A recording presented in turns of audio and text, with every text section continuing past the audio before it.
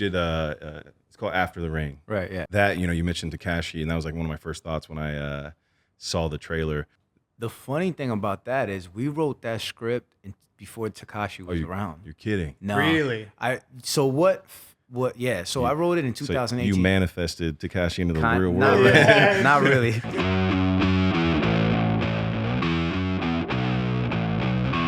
You're listening to Studio 22.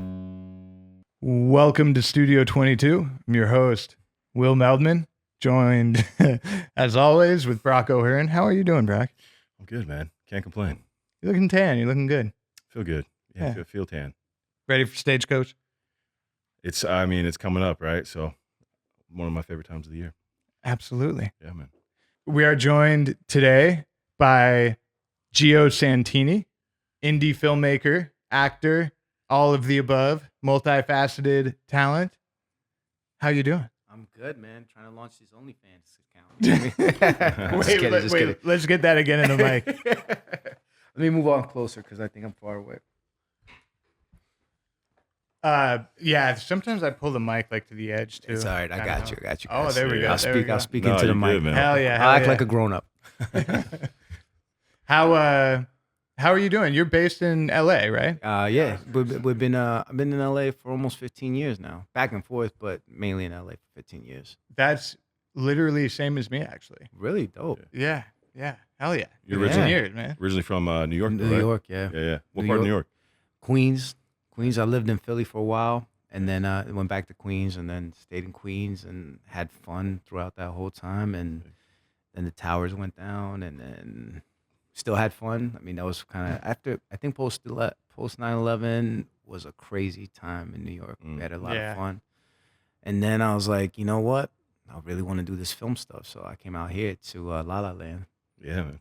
Yeah, it was great. My first 2 years was amazing. You know what I mean? I got here and I was like, I should have done this a long time ago. You know what I mean? I came out here a year after I came out here. I shot my first feature. That's amazing. Yeah. Oh wow! Yeah. It was a great story because the guys that I ended up shooting, they're all in jail right now, so I could talk about this. Oh wow! But I ended up getting into a situation with the guys, and again, I don't know. I'm like 24 at that time. And I meet with these guys they just got a lot of money. Their investment group ends up being the guys from Countrywide Investments, the guys who sunk the whole 2008 economy. Damn. Really? Yeah, so got in there with them, and then we made a film, and they were scamming, but I got my film done, and came out with Lionsgate, and did well, and it was fun. So That's crazy. Did you direct that? Yeah, I directed it. Yeah. That's sick. I directed. It was a crazy time. It did a lot of stuff you can't do now, but we did it back then. Yeah. Yeah. It's pretty wild how much everything's changed, especially in the last 10 years, Yeah. Worldwide. Yeah. Wait, so your first film you came in and directed? Yeah. That's So, impressive. I came into. I'm telling you, I thought the magic thing was you come to LA and you get a film, you get to be on yachts, you get to be with girls, you get to go to clubs all night. I thought it was amazing. So my first. That's year 3. That's year 3. That was year 1 for me, and then after that it declined, and it was like, oh, let's do it again. So no, I came out here and I did a short. I was doing music videos in New York, and I did a short, and then that short went to the Palm Springs Film Festival, met these guys, these investors, and then we decided to do this movie called Hotel California, and it was a crazy ride. So when did the acting start? So the acting started. What I started learning about the film industry was the acting actually started because I did Hotel California. It came out in 2010, and the writer's strike was going on, and I was signed to Paradigm, and I was going to do a bunch of films. I had like 3 film deal with them, so I was excited. And the rug just came underneath me, got kicked out of the agency, lost all my deals. I was doing a movie, Irishman, that we spent $1 million on, never happened. So I started the YouTube thing, and we did this channel called Wizeguys. And what I ended up realizing was like I couldn't get everybody all the time. So to continue making content, I had to just kind of be the guy, you know what I mean? And just do little skits and stuff like that. Cause the only person I could really, count on was me. So that's how the acting kind of came on. So I started doing the YouTube stuff. The channel blew up. And then from that, I got my Amazon series was called Borderline. So that's how I kind of ended up doing the acting thing. That's really cool. The acting started on YouTube and then back into the feature films. Yeah. That's actually really interesting. I Yeah. feel like that's very like millennial-esque. Yeah. Right? It's Well, kind that's of our like generation. Yeah. Yeah. That's cool. You said that the rug got swept under you. We don't talk about this if you don't want to, obviously, but No, what happened? Like what caused that to happen? Because this kind of stuff happens in Hollywood all the time. Or It like does, deals- and I think the only reason it happened to me because I got caught up in the hype. You know what I mean? I thought I'm gonna sign a Paradigm. I just did a film. I think the worst thing that happened to me was having success right off the bat. You know what I mean? So there was no work for it. You know what I mean? So I thought I had an office in LA Center Studios. They were paying $16,000. They had me on a retainer. Damn. And I wasn't doing shit. You know what I'm saying? I was like, I thought this was great. I was living life. I was going back to my apartment, hanging out at 2 o'clock and 3 o'clock in the morning, going to clubs, but I wasn't investing in myself. So all the projects that I had, they just didn't happen. You know how the film industry is. Oh, yeah. So it was like packages. There was one film that was packaged at Paradigm. There was another movie that we had private investors, which was a funny story, which we can get into later.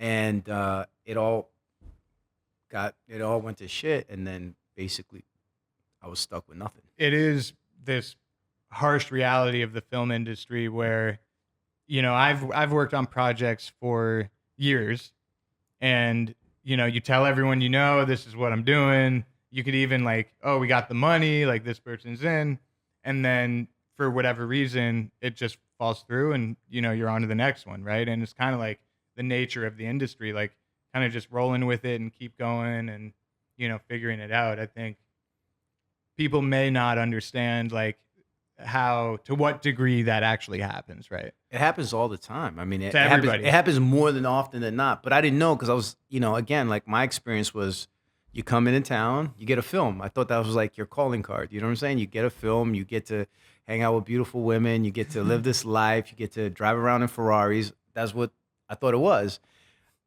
Little did I know, no, it wasn't that. And then but I didn't invest. I think, if we always say, if we could go back, if I could go back, I would have focused more on, okay, I'm working on this film.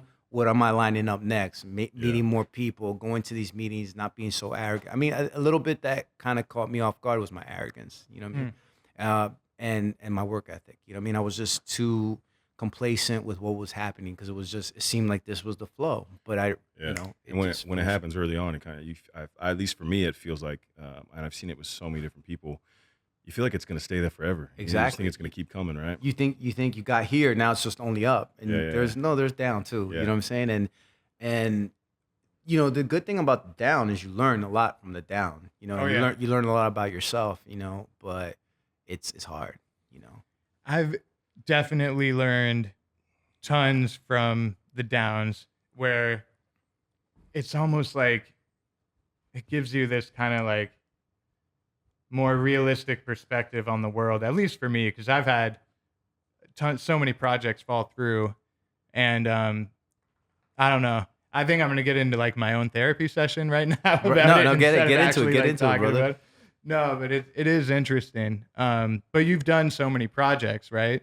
That it's like it's interesting to hear that kind of roller coaster ride from someone who has done so many films and projects. Yeah, and still not where I want to be. You know what I mean? I still haven't done the project that I want to do yet. You know what I'm saying? It's like, but it's like, you're probably gonna do, if you got like 10 lined up, you're lucky if one happens, right? That's the nature of the beast.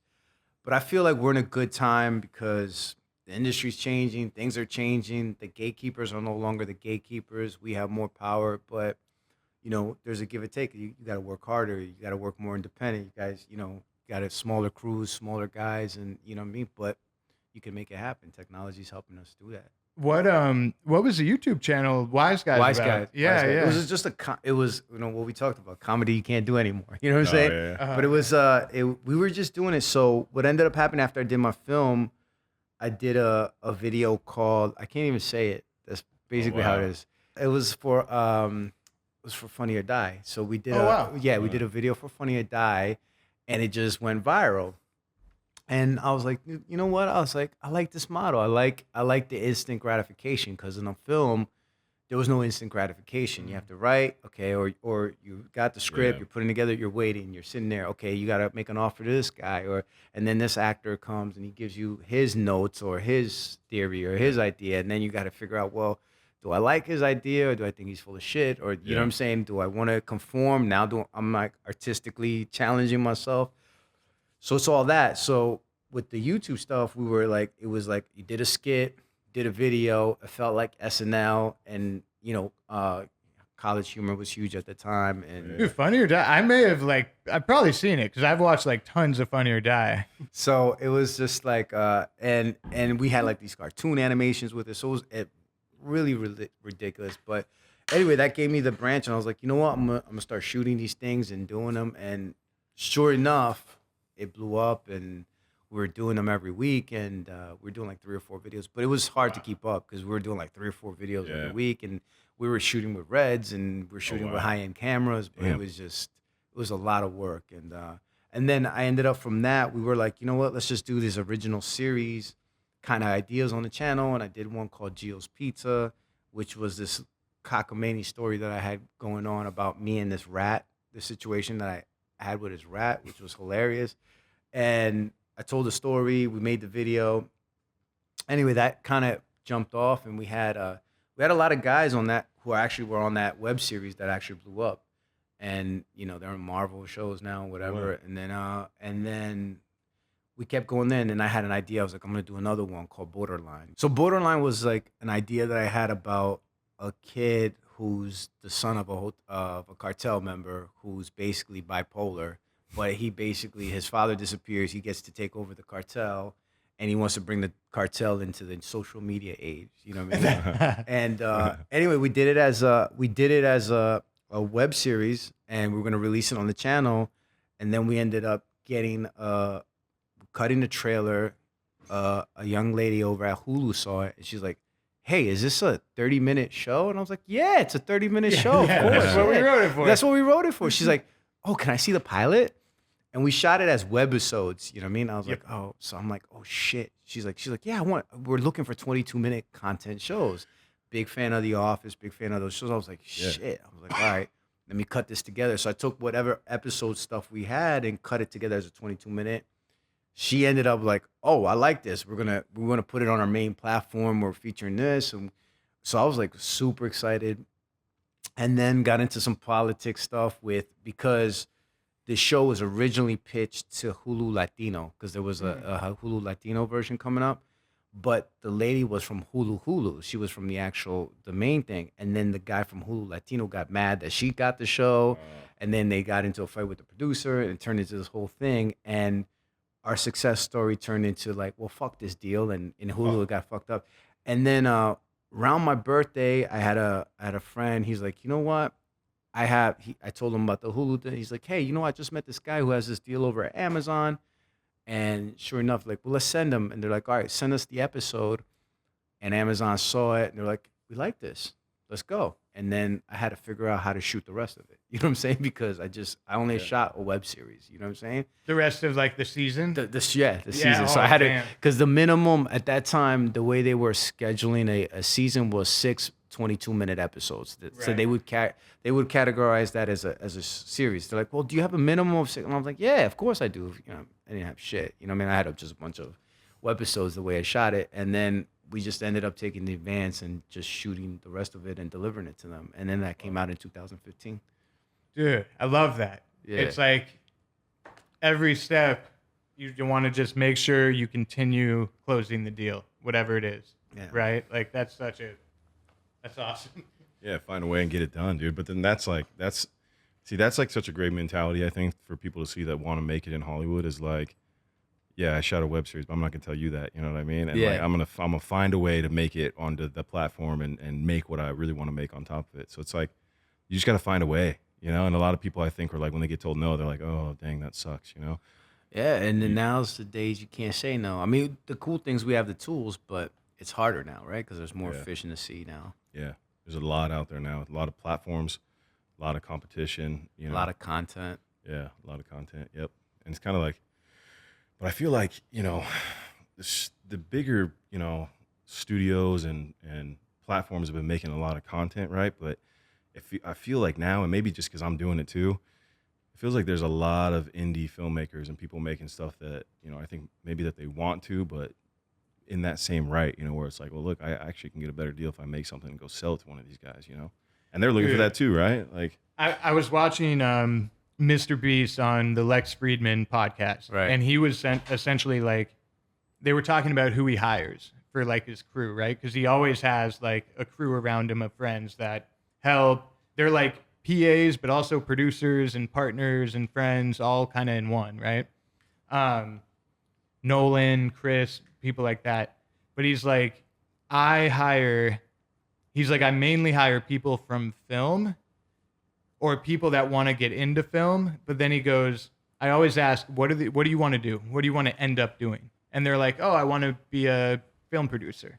And he goes, wrong. Like, you want to be a YouTube producer with me, aka the biggest YouTube producer. Right. And like, that's what you want to be doing because this is what you should be doing, right?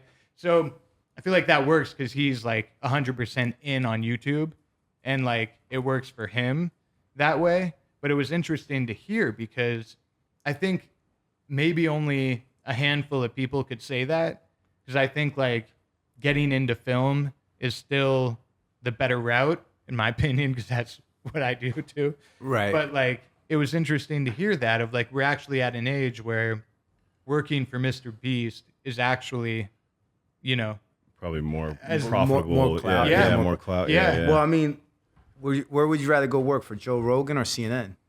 oh, Rogan. all Rogan, day, right? yeah. All day, right? So it's like, and who's got more eyeballs, Rogan or CNN? Rogan, right? So Yeah. it's like we're in that world. So it's kind of interesting, which I feel like, you know, because I came backwards. I did a film, then I went on YouTube because YouTube was kind of blowing up in there, and it started becoming. Yeah. And then yeah. I think what changed YouTube was because remember the first YouTube videos, they looked like shit. They looked like pixelated little trashy videos, like. But when it started, like actually the content actually started looking better, and then there was people like Adam McKay who, you know, who saw the vision, and you know, when you see somebody that legit, you're like, oh wait, these guys do legit films. Yep. You know what I mean? You know, and they're working with Will Ferrell, but they're doing this. You know what I mean? So Will Ferrell this Gives morning. it validity. It gives it validity, and then you figure. But it's. I feel like I keep saying this. Like I feel like we're in a time where it's like, if we look back, what happened to the music industry? I feel Yeah. like it's happening to the movie industry. Like we're at a point where before you used to, if you were an artist, you wanted to blow up either in New York or LA. You had to come to it because all the A&Rs there, all the gatekeepers are there. But now you got guys that blow up in their local areas. They can get a following. They get 1 million people to follow them. They get shows. They get all that Yeah. stuff. They have a career actually in that little local area. And then the machine looks at them and be like, wait, he's already got a career. He's already making money. Let's just put more money behind him.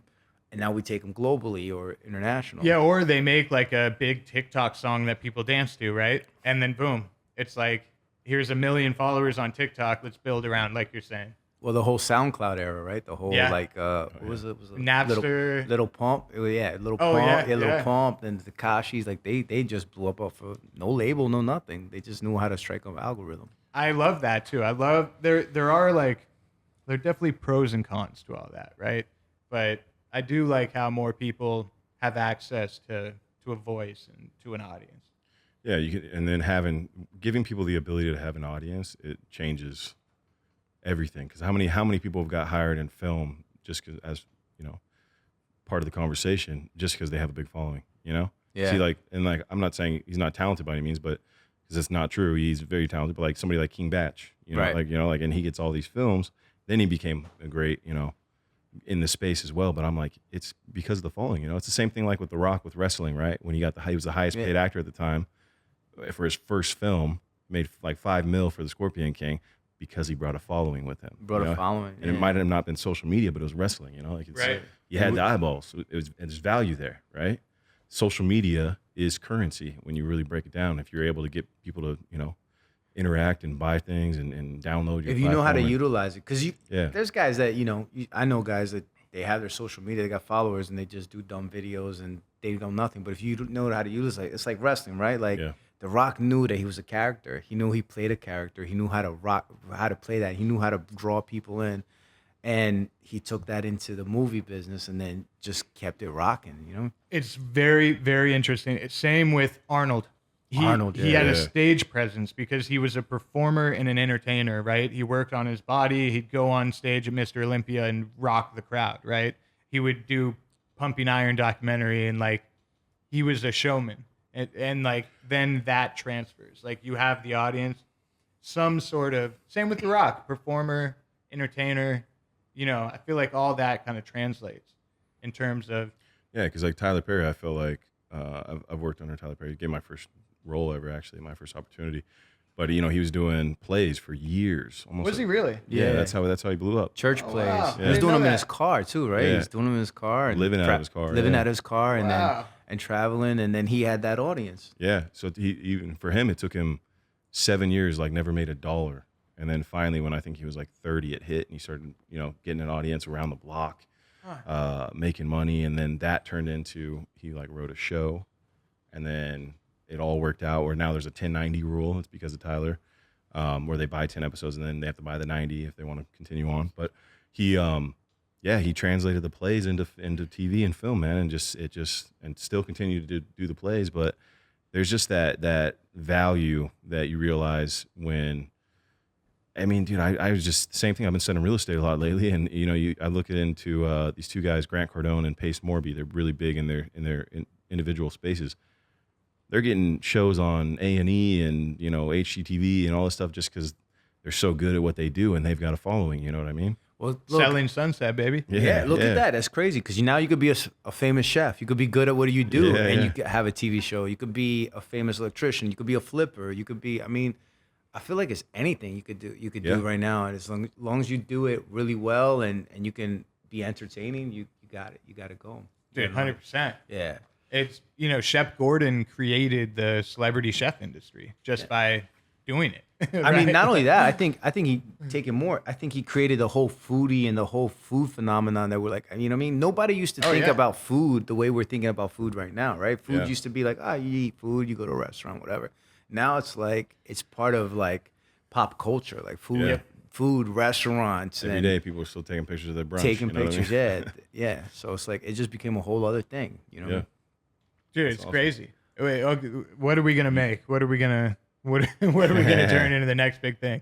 Well, like you did it's called After the Rain. Right, yeah. Yeah. And that, you know, you mentioned Tekashi, and that was like one of my first thoughts when I saw the trailer. But rappers in that era and then social media and all that stuff too, like you guys kind of leaned into what was happening in the world, right? And then made a great film, a funny film. The funny thing about that is we wrote that script before Tekashi was around. You're kidding. No. Really? So I wrote it in 2018. You manifested Tekashi into the real world. Not really. I wish I could take claim for that, but nah. No, but the thing was I was getting fascinated by, you know, again, because I come from the music industry. Actually that's how I got into film, was because I was doing music videos, loved that. And then somebody showed me a commercial that they did, and I was like, dude, I'm marrying films and music, and I fell in love with that whole world, and that's how I ended up doing films. But I started seeing, like, it was interesting to me to see, like, how these young kids are just like, okay, they're putting up a song on SoundCloud, and the next day they're like, their shit is everywhere. Great. And not only the shit is everywhere, they're performing at a festival and they got 50,000 fans, and then they're talking shit, and it's making them more active, and now they're trolling. So the film became about more like a troll, and for me the first troll was 50, you know what I'm saying? Because his first song was a troll, and then the way he trolls is like nobody else, right? So he owned it. But then when I saw these young kids like taking it, I was like, oh, they're fucking geniuses, and it's funny, and but there's a, you know, if you see the film, it's one of these cultures where it actually takes from him being a kid to like the end of the career, and it's really interesting because it's a film that kind of it starts out all funny, but then it just has a dark ending. You know what I'm saying? I was interested in getting your take on that too. Like when you were creating it, were you thinking in your head? Because we all think of like comps if we're either writing or creating an idea, right? So were you more like Spring Breakers, or more of like, was that even out by the time you started that? Yeah. Spring Breakers was out. Spring Okay. Breakers was way out. I had seen that a long time. Like, what were some of the comps you were thinking of? So I just was looking at what I was thinking of, well, Popstar had came out. Remember Popstar with Andy Samberg. Yeah. Yep. I saw Popstar and I thought it was funny, but it was one-sided, right? So I wanted to go deep. A little over the top. Yeah, it was a little over the top, but I wanted to go deep into. So my whole thing was because there was like a side of it that was dark, right? Because it was like they're trolling, but people are actually getting shot. They're trolling, and people actually.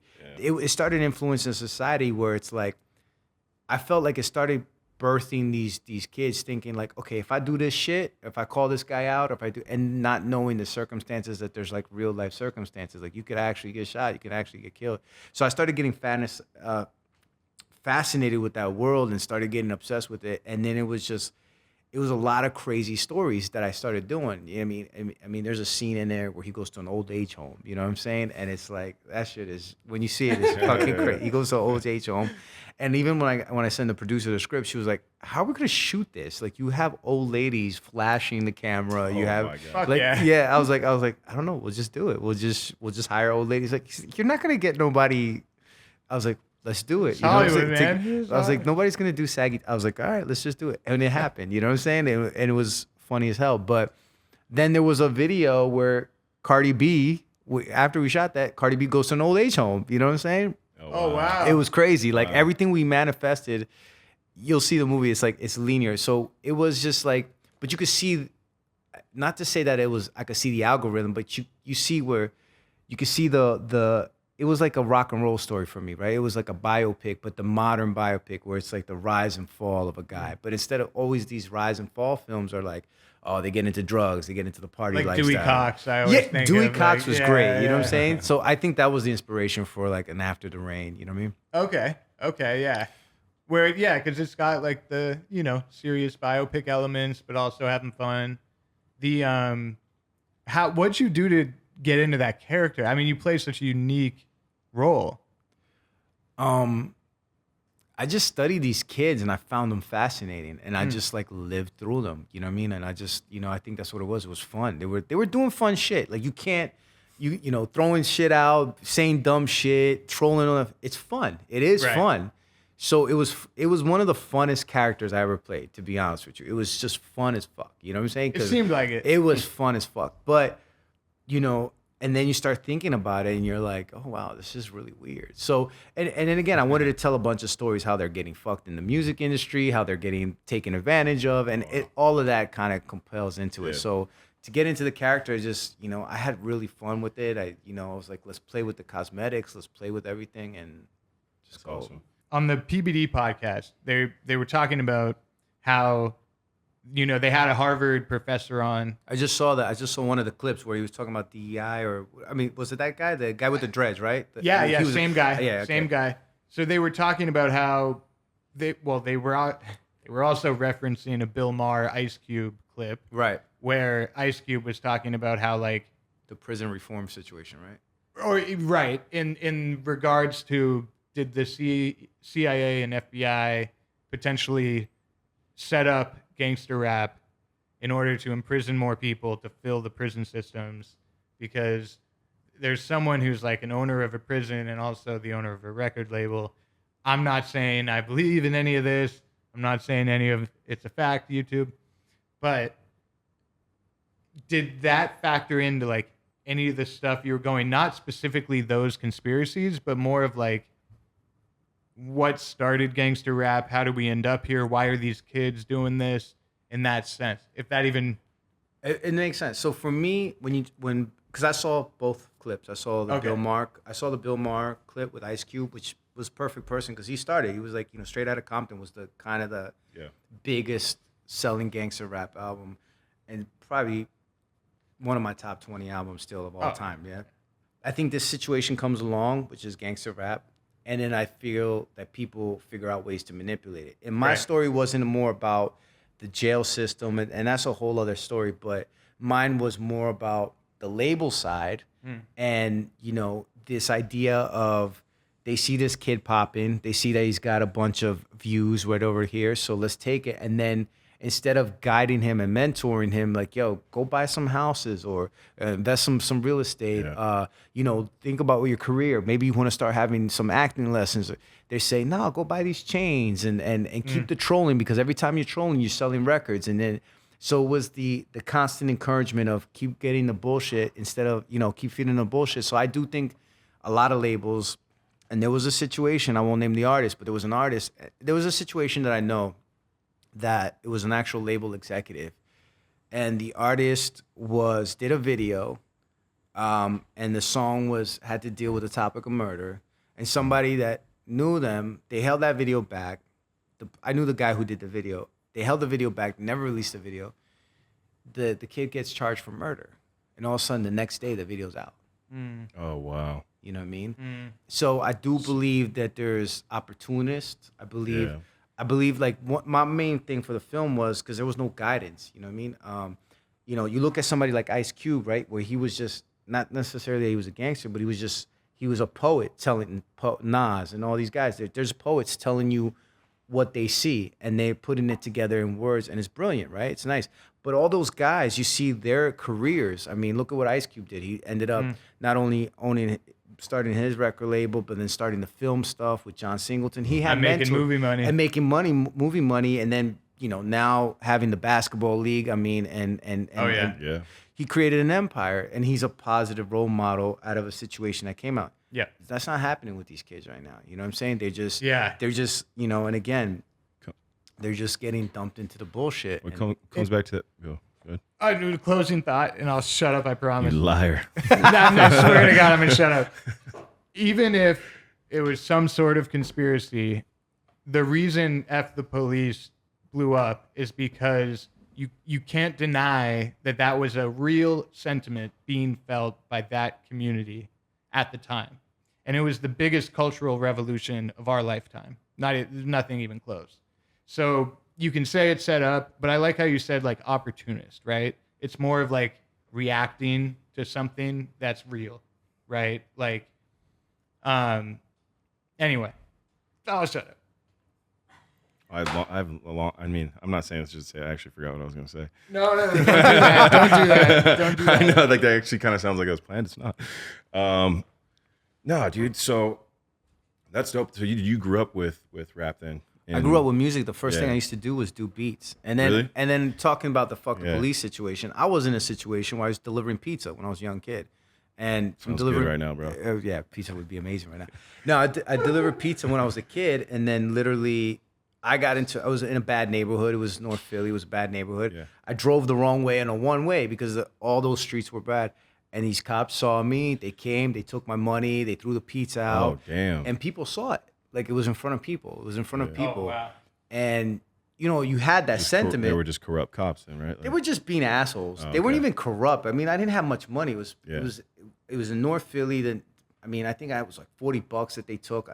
They were just making a show out of you then? Like just it was a show, and it was just like, you know, you drove the wrong way. I don't even think I had a driver's license, to be honest with you, at that time. But, you know what I mean? There was, you know, and they're calling the pizza shop like, yo, your driver is getting, you know, it was hilarious because at the end of the day, and it meant nothing to me. When I went back, I was like, oh, yeah.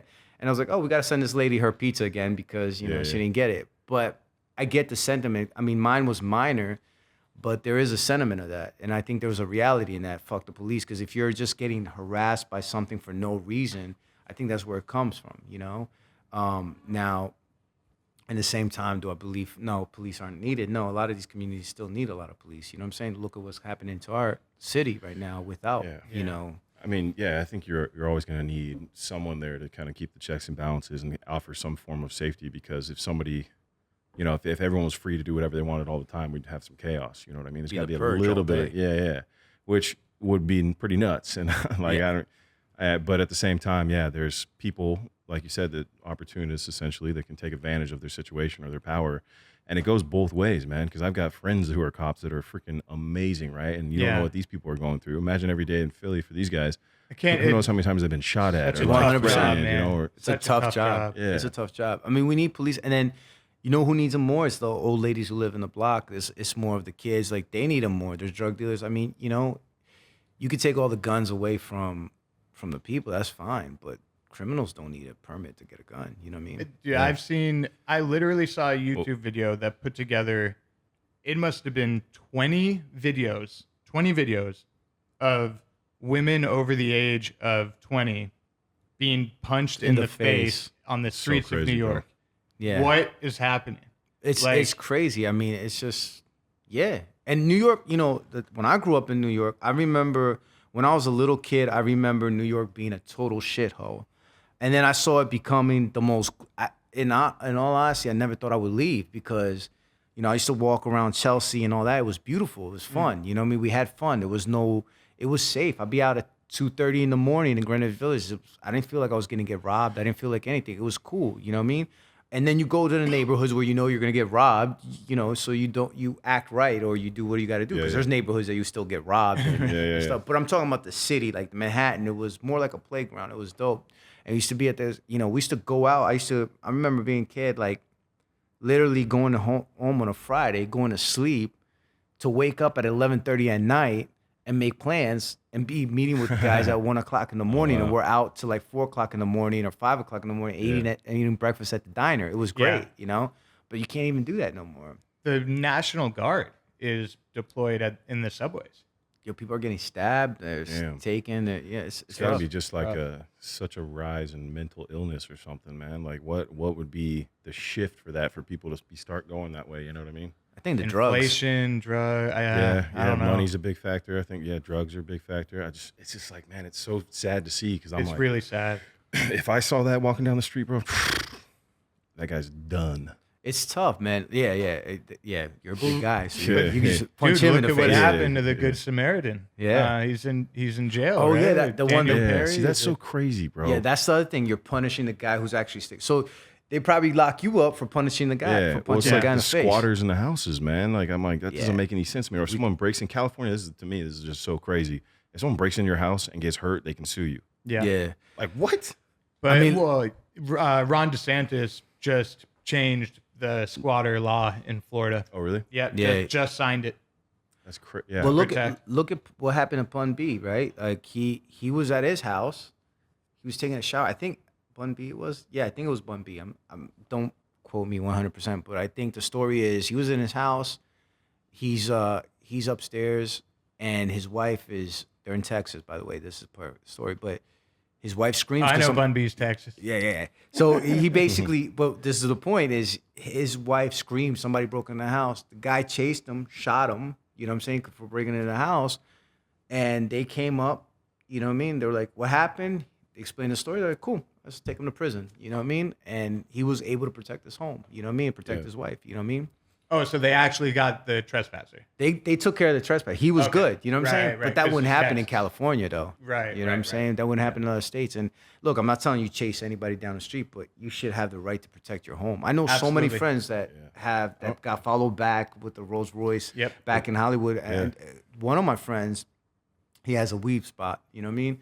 And literally, they're at a club in Hollywood. They meet this girl, and they're all gonna hang out and just smoke some weed and have some fun. And the kid has a Rolls Royce, and they drive back, and as soon as they pull in the Rolls Royce, 3 guys get out, guns to their face. They're like, "Yo," the girl starts talking up, and they smash her face. And the poor girl, you know, she had to get reconstructive surgery on her face. You know what I'm saying? Yeah, that's not cool, man. That's not cool. So it's tough. Yeah, man, it's brutal. It's really sad to see kind of crime rise. And you never want to see that, but it happens every day. Yeah. I don't know what the answer is. It's crazy because I've talked to people who live out of countries. It's happening globally, though. Globally, it's like, it's a pandemic. I mean, again, but COVID changed everything. So I think Paris is on fire. Yeah, I heard. I have friends that, you know, and I had a friend who, she lives in New York too. And I was just like, because I was like, yeah, I'm just tired of LA, just the thing. Because when I first came here, like I told you, I felt like I came to paradise. You know what I mean? You get a film deal, you get all these things going on.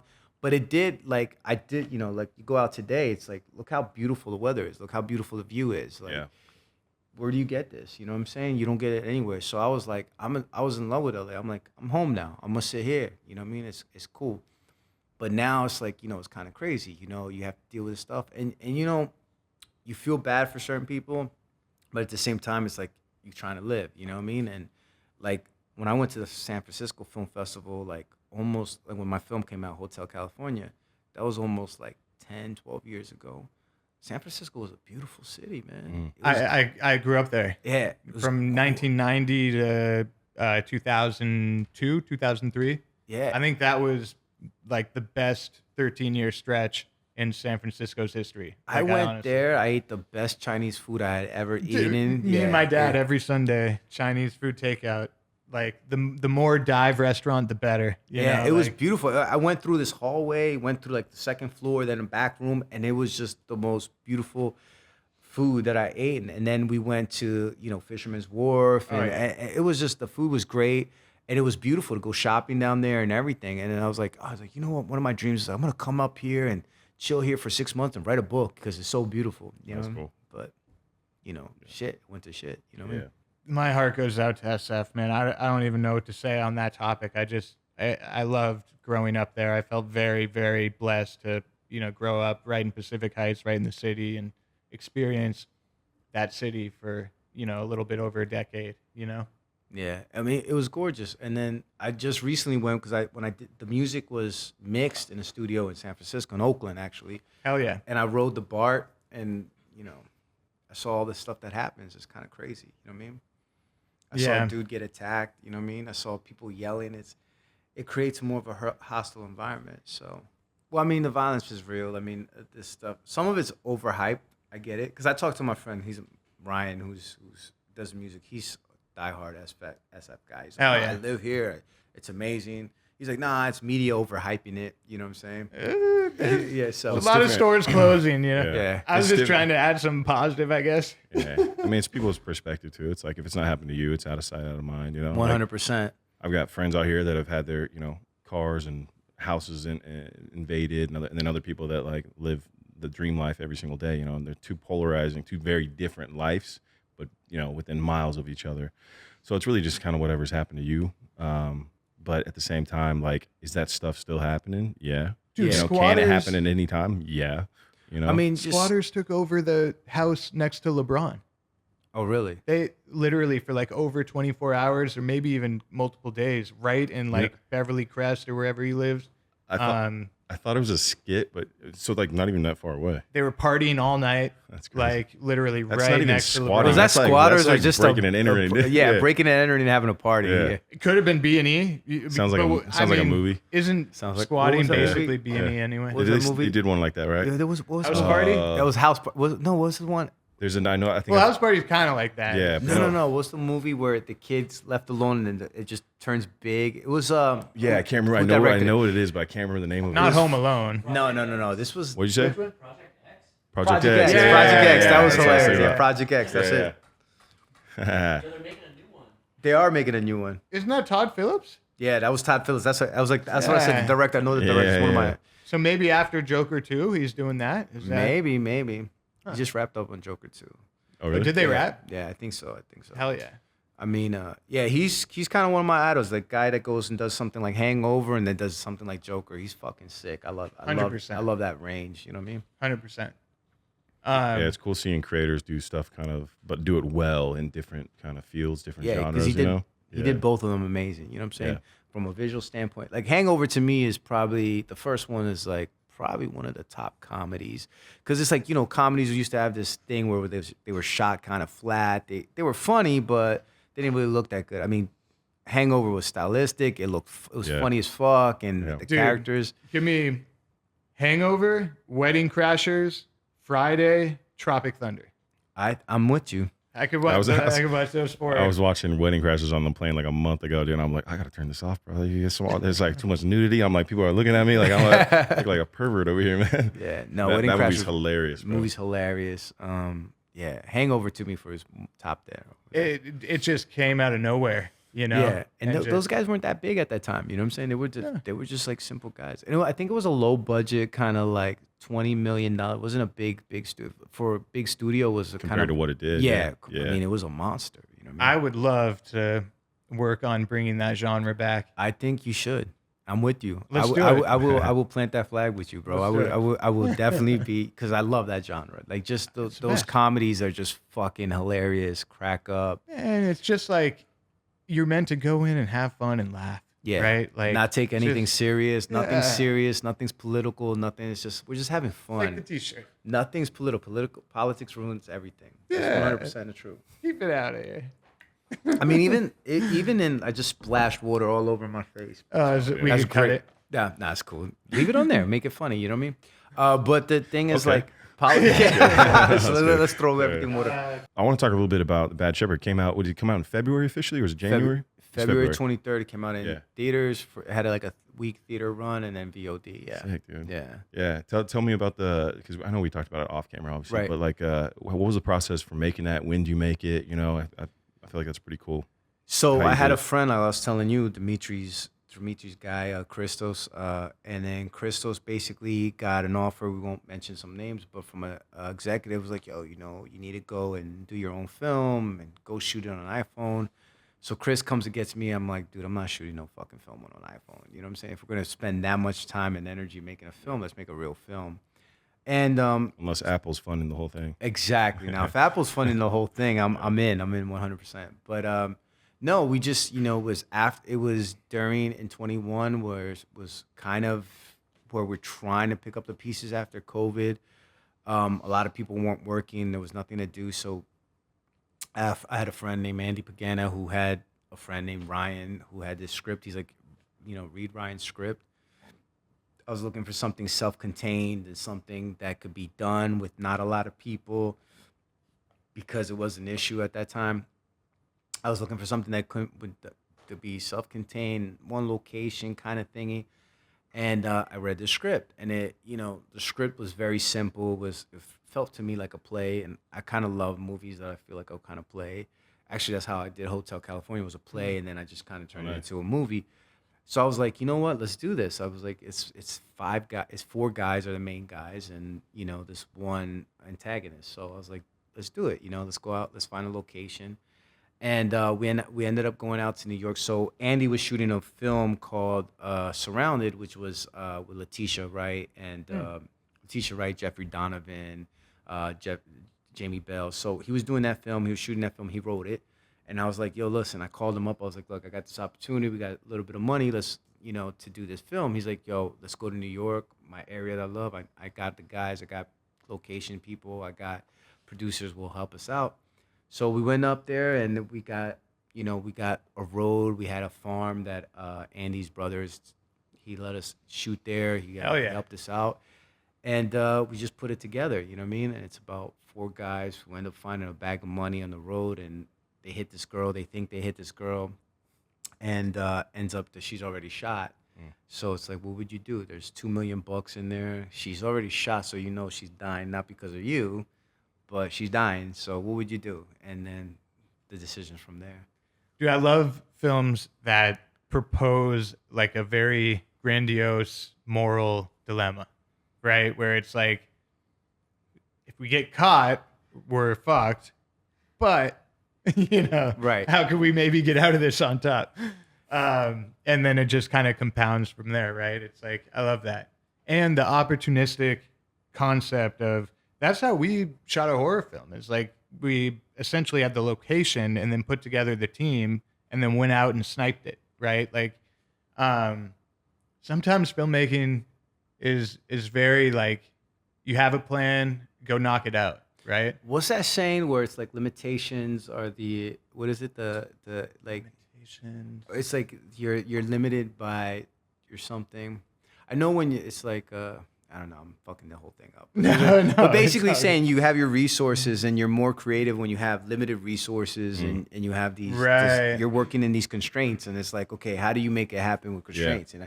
And I see that with guys. I think that's one of the most fun parts about making a film, dude. Is Right. like finding those ways to make it work, you know, and make Right. it work well, and the best you could do it with the little that you have.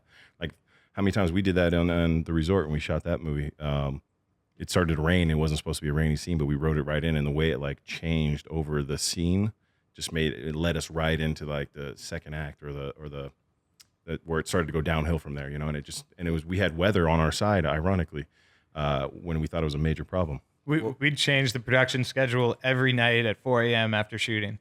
We just based off what we were dealing with, right? Like, we had the same thing. We had snow. Like we're shooting a scene and it starts, and this guy's got a great performance where he just got, his foot in a bear trap, and he's giving off this fucking amazing performance, and then just flurries just start coming down, and it's like, okay, guys, I guess it's snowing from now on. Oh yeah. And then we were like, well, how do we plan this? And we're like looking at the weather. We're like, well, it's supposed to snow. And then we're like, all right, we're going to shoot the interiors here, and then we're going to come out. And there was a point in time where we were like, all right, guys, it's snowing. Cut this scene. We're going to go upstairs and go outside and shoot this scene and pick up from it. So it was kind of challenging, but it comes out amazing. It comes out epic on the film. You know what I mean? It looks beautiful on the actual texture. We'll put the link in the description, but where's the best way to go watch it? It's on Amazon, it's on Vudu, it's on Google, it's on your Google Play, it's on Apple. All the on-demand all the demands apps right now. Yeah. Hell yeah. And After the Rain's the same too, right? It's on Amazon. After the Rain's on Amazon. After the Rain, you can go get it on Amazon Prime right now. But it's on Tubi too, I believe. Tubi. Yeah. And it's Reign is spelled REIGN. Yeah, basically like a reign of a dynasty. Yeah. Hell yeah. Yeah. And then what I did want to mention though too is obviously I'd love to talk about that more, but also you have your coffee shop. You got Aeirloom. Oh man, yeah. Don't bring more people there. Don't bring more.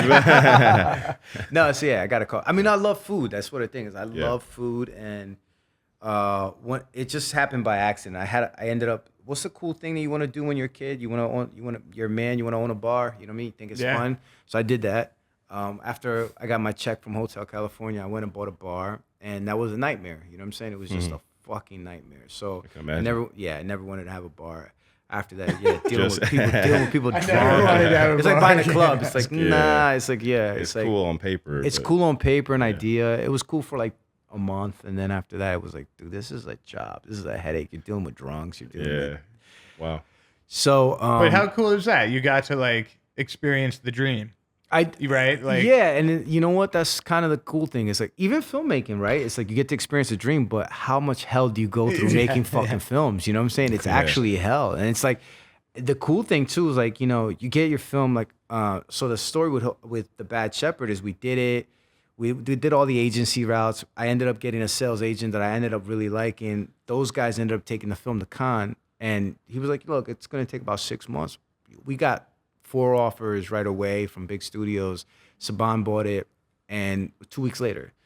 And it was great. I was like, dude, this is amazing. We're fucking great. No, delivery starts. That's worse than making the fucking film. You know what I'm saying? Actually doing deliverables and contracts. And I'm doing that right now for my documentary. How fucking, signing all the waivers, licensing. Chain of title. Yes. So you know how fucking strenuous that is, you know what I'm saying? Absolutely. So the business of it sucks in one end, but you love it. So I love making films, but and each one you learn. Like now I learned, okay, I got a lawyer to do this paperwork. From now on, my lawyer is all boilerplate and everything has started. So like how we said with real estate, it's like you're starting to dabble in it.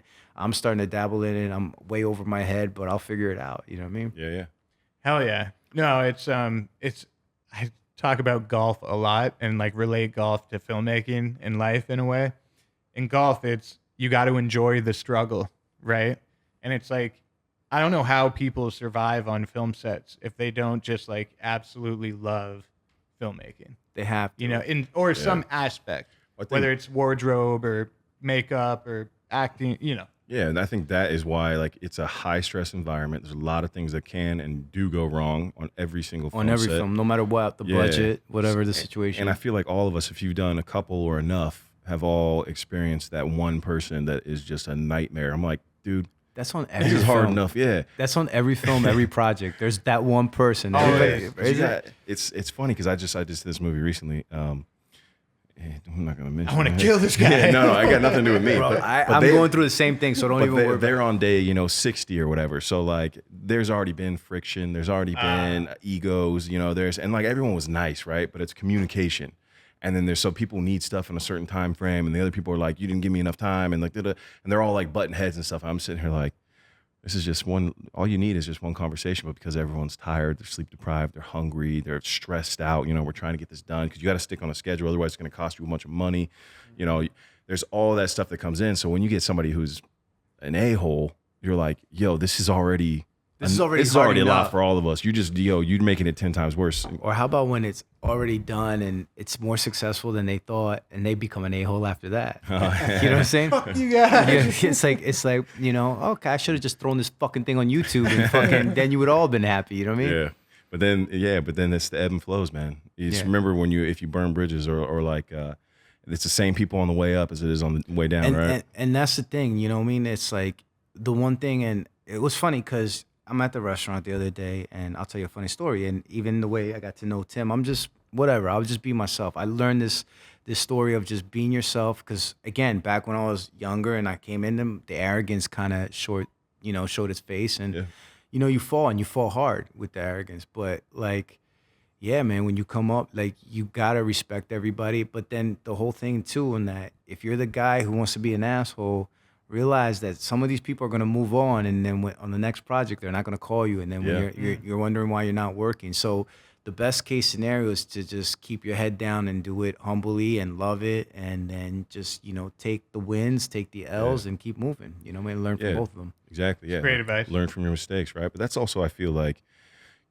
us as people, as men too, like finding ourselves, who we are, and that's in your 20s. You're supposed to make all the damn mistakes in the world, especially, So you come back and you're like looking back retrospectively, like I would do so much stuff differently, 100%. Yeah. I was a fucking idiot.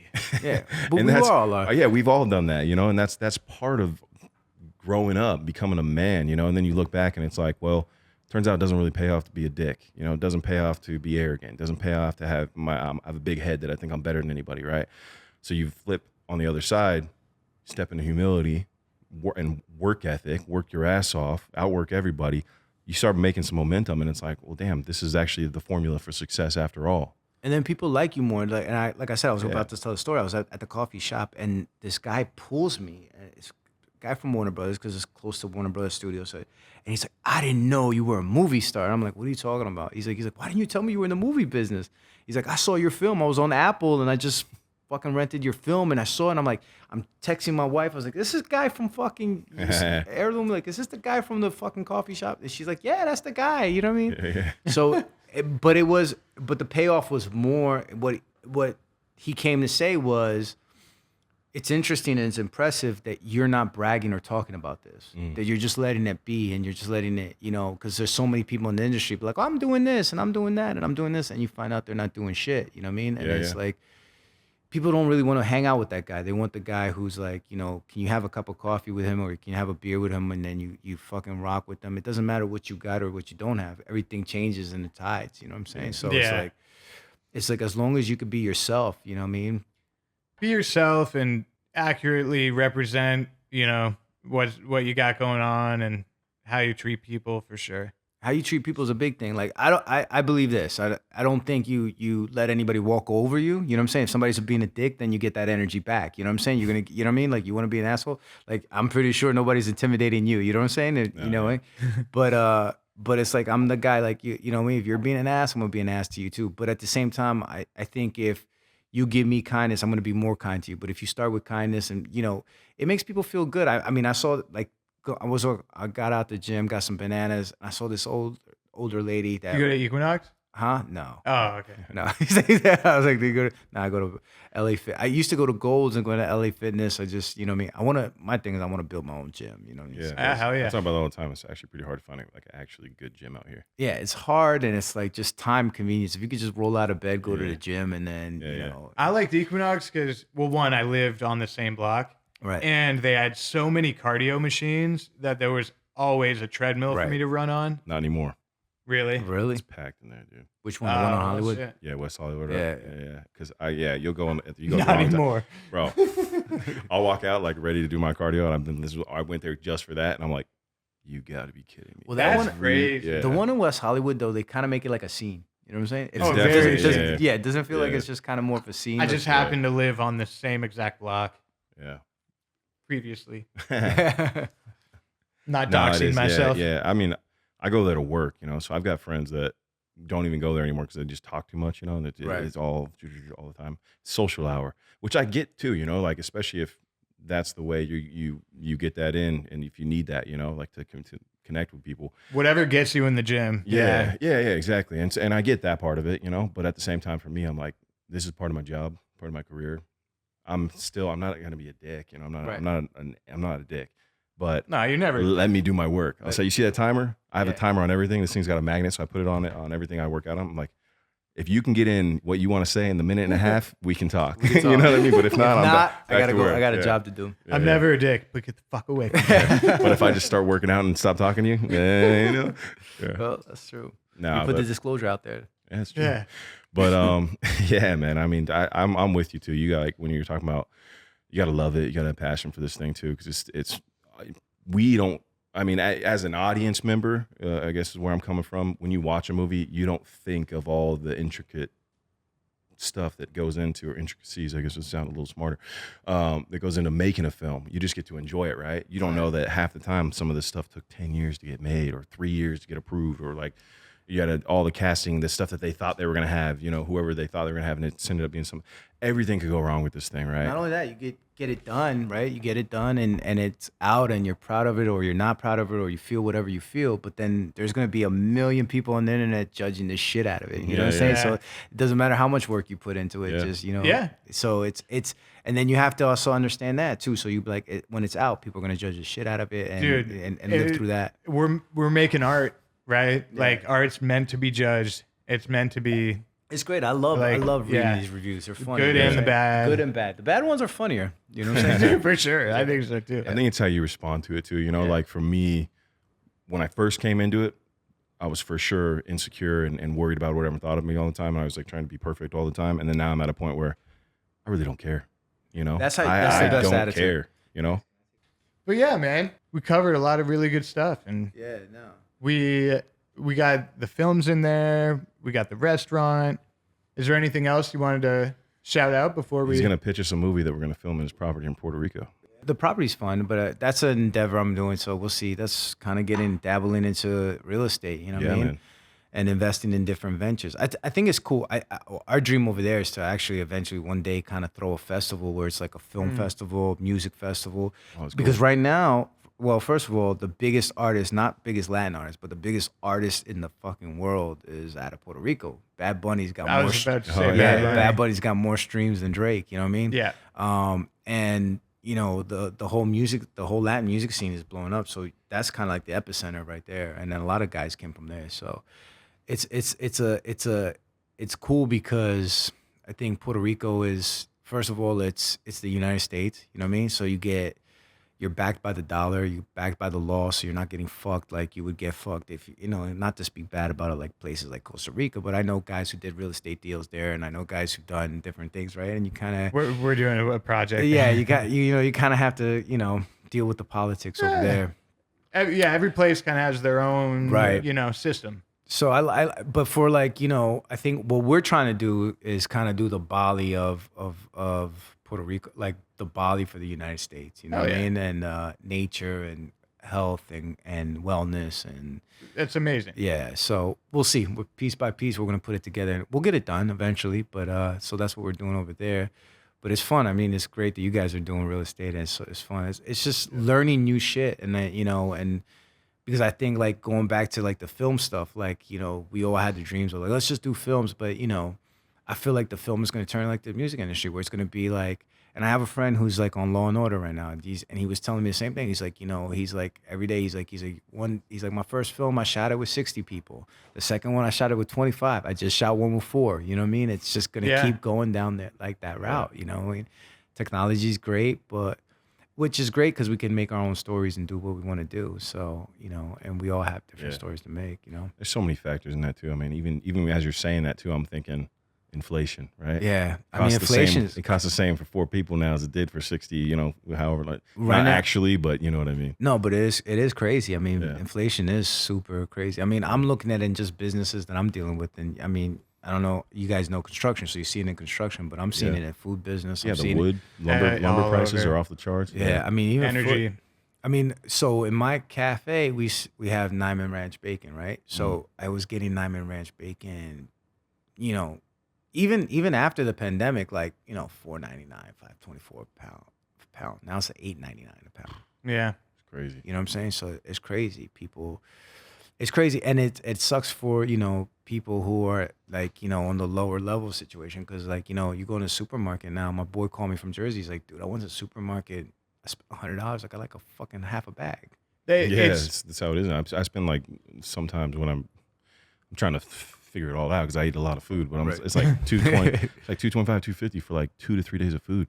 If I'm really on my diet, I'm like, damn. You know how much money that's for one person? That should feed a whole family for a week. Yeah, 100%. When I first got out here, I was like $60 a week, and I was. Yeah. I mean, I think I was going out all the time. It was like $300, $350 was my budget for the whole month, and I was partying. That was like, you know what I mean, like going out to restaurants every night and never eating at home. Yeah. I do every year for fasting. I do a spiritual fast, right? So I give up a bunch of things that I love. So I love meat, I love steak, I love chicken, I love fish. I give all that. I love coffee, gave up coffee. So I went and bought nothing but vegetables, as you were saying. Wow. And my bill was at Whole Foods was $350 fucking dollars. You know what I'm saying? For vegetables. For vegetables. I mean, the only thing that could tell you was the one protein, the vegan protein, which was $50. But yeah, it still doesn't equate. That's like, we could grow that, and you should be able to grow that in the backyard. Yeah, 100%. I guess some veggies back there. We got like peppers and cucumbers, but it's just like enough for a couple salads, But think about that, $4.99 for a pound of, what are you saying, bacon? Right. And then what is it at now, $9? Yeah. So that's essentially... It's almost $9, yeah. It depends on the, Let's call it, 2x or 85%. That's doubling your grocery bill, basically. Yeah. Think about that. It's tough for families right now. I think we're in a real problem with inflation. Like, I think we need to slow it down. I mean, there's something that we got to do because, yeah, man, I mean, shit. I remember thinking like $100,000 car was, wow, it's $100,000 car. It's a house. Now it's like a fucking Jeep Cherokee can cost $100,000 easy. Sure. For sure. It's even that market too is so insane. Everything's marked up like 20 grand. Yeah. It's something's more. You're sitting there like, off the lot, this thing would cost me, let's say it's Suburban or something. It's like 69,000. I'm like, but they're trying to charge you almost 100 grand. I'm like, how does this make any sense? And then if you're like financing, you're like the it's just crazy. The percentages is just credit card rates are like 25%. You know what I'm saying? 28% on your credit card. So that means you borrow $100, you got to pay back 125. That's insane to think about. Yeah. So then if you put, and that's what it is. I think, and kind of what you were saying back to like learning, the one, I liked something you said. You were like, as men, we're learning how to be ourselves. We're learning like how to be more humble, and we're learning. And I think one of the reasons why like I did that film After the Rain was I kind of wanted to show kids, bro, this does have, there's sharks and predators out there, and there's consequences into what you do with online.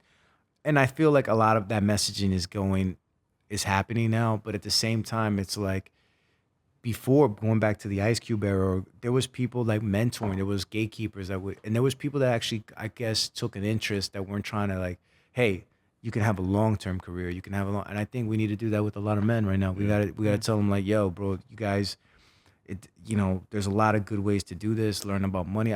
Nobody taught me that. You know what I mean? Nobody taught me like, yo, I was fucking around here for 15. And there's times I got some big checks. You know what I mean? Yeah. And I got these big checks and I blew them.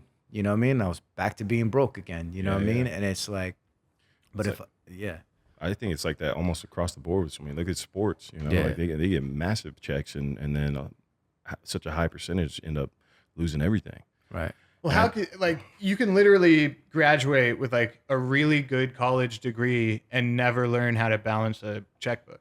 Right. You know what I mean? Like it wouldn't even come up. So I'm in Puerto Rico. So my daughter goes to school and she's learning business management, right? So I go to Puerto Rico and I'm like, yo, get all these receipts for these car rentals. And she's like, why are you collecting all these receipts? I was like, because I'm gonna write it all off. Right. And she's like, I'm writing this whole trip off. And she's like, why are you doing that? What does that mean? Mm-hmm. And I'm like, I started explaining her the reason that I get these incentives. So basically the trip was a business expense, and we're taking it. And she's like, oh, they didn't teach me that in school. And I was like, they didn't teach me shit in school either. You know what I'm saying? And they're not teaching that in college. They're not teaching none of that. But, And in Europe, like college is basically like a vocational school, right? You like go into a trade or you go in to learn something. It's The crazy, you gotta fix the our crazy thing is when you're doing school too, like especially with student loans, how much debt you come out with. But yeah, no, you rack up a bunch of debt, and then what you get, like a $60,000 job. You know what I mean? And it's like, and then you get taxed on that, and then you it's get like, taxed on that, and then you have no money. Are And you paying 25,000 off of that or something? Like usually, depending where you're at. yeah, it's crazy. I think we're not teaching people, and again, like we should teach younger people. We should, like, because there's you don't look. I'm not saying school. If you're gonna be a doctor, a lawyer, or you're gonna be somebody like that, like school's great. You know what I'm saying? I really didn't go to school. I never went to school for filmmaking. I never went to school for business. I never went to school for none of this shit. You know what I mean? And right now we're in the information age. There's so much information out there, but it's like, there's just, I feel like we're just not teaching people we're just getting caught up in things. But we're not teaching people. Like, I think there are people out there doing it right, but they're far and few between. The difference is, as far as from an educational standpoint, what I think is self-education is going to be the best education. Like, what are you interested in actually learning or going out and figuring out? But obviously learning from people who know what the heck they're talking about. But going out and learning from the best how to do your taxes, right? How to manage a house or whatever, like how to whatever the thing is, and then how to invest, how to like build wealth, like that's stuff that I grew up like very low, like food stamps. Sometimes we didn't even get those, and we just weren't eating, and none of that stuff was taught to me. And then even when I did get money for the first time, I just spent it because I had no idea of what to do with it. And I'm like, oh, I can go buy a guitar now. I can buy an iPod. I can, go on a trip. I can, whatever. And then you're broke again. Exactly. And so you have to, and so but there's learning mistakes, as I grew, that now I'm like, okay, well, at least I know I want to have a good life. I want to have a family. I want to be able to take care of myself and whoever else and provide for my extended family as well. And what do I got to do that, As a man, I feel like it's my duty to do that, to show up and provide, and offer that security and safety. And so it's a mindset shift really more than anything. And I think figuring out what that is and then finding out, because all the information's out there. You say exactly, we're in the information era. All the information's out there. You just got to figure out what you want to learn. Yeah, figure out. I think I saw a video. I think it was Shia LaBeouf. It's like figure out what you're good at, or figure out something. Like figure out what you want to do. We all have gifts. Yeah, and we do. We all got gifts, and there's even in the film, like you know what I mean. You get somebody who's a great actor, but he don't know how to write. You know what I mean. But there's somebody who can write their ass off. They're just not actors. You know what I mean. And I think we all are talented. And there's companies that are set up. There's the guy who sells, and he can walk into a room and doesn't even know how to know the product, but he can sell his ass off. So it's figure out. What you want to do, what you love to do, because like the thing for me, the only time I feel like I'm working is when I'm doing administration stuff, because I hate administration stuff. But when I'm actually doing shit, like if I'm at like working with food, or if I'm working with, like developing ideas or writing or creating, that shit is all fun to me. It's never really work. I like that all the time. You know what I mean? 100%. So Stedman Graham has his whole program around identity. He has like over 9 books, but his core thing is identity teaching. And the very beginning of that is, what do you love? Make a chart or a list, write it down, everything you love, everything you're passionate about, even if it's the cheeseburger spot on the block, right? Just like get things you love down and then build around that. So I started to kind of implement that system in my life. And he told me to write. Like, if you're interested in writing, try it out and write. And I did, and I taught myself how to write. And that was a process that was tough and challenging, but very enjoyable, and is now leading to things that I'm able to do with it, right?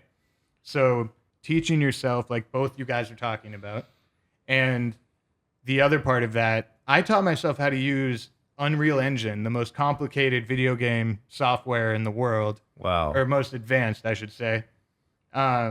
In a matter of weeks by doing YouTube tutorials. Yeah. Right? Like, we're in the information age. Yeah. Everything is right in the palm of your hand.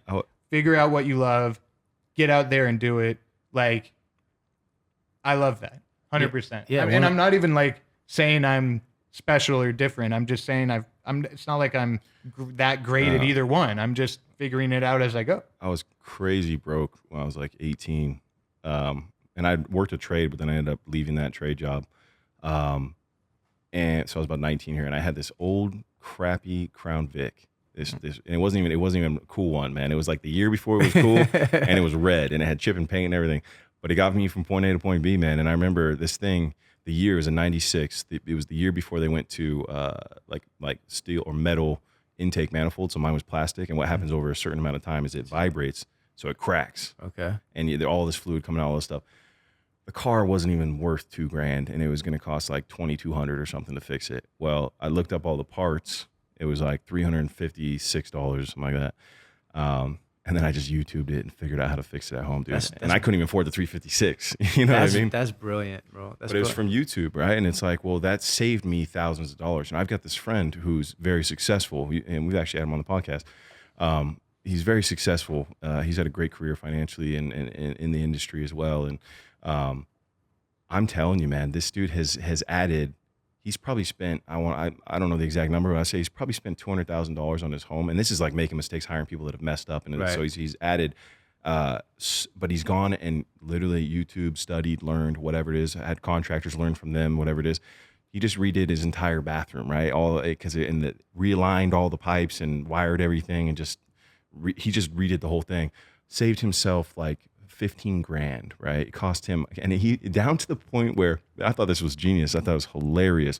Ordered all the tools he needed on Amazon, used the tools, and then returned the tools. So he even got his money back. Dude redid his whole entire bathroom for like $300. That's fire. That's fire. But it added over $1 million of value, $1.5 million of value to his home, right? And because he self-educated himself and figured out how to save money, you know. And I'm like, that's where it's like, I might do that with the development situation. You know what I mean? I've saved tons of money on writers. Yeah, well, I mean, writing's by great. Switching to writing. By just writing. Writing's well, that's another thing. I learned how to edit because I had to, and I learned how to write because I had to. And this year, this is my first year. I'm gonna write a book. You know what I mean? Hell yeah. Yeah. Hell And it's like, yeah. I don't even know how to write a book, but I know the story. you'll do it. I'm writing it. Yeah, and then fucking ChatGPT can help me out. You know what I mean? And then you know what I mean? That's It's a good search We had engine. somebody on the It's a good search podcast. engine. We had somebody as a professor with RJ. From UCLA. UCLA. finance He professor. wrote his whole book he even told us that he sells now. He wrote it all with ChatGPT. Yeah, Yeah. because it's like you can as long as you got the idea and you got the thing, the AI. Because look, what it used to do, like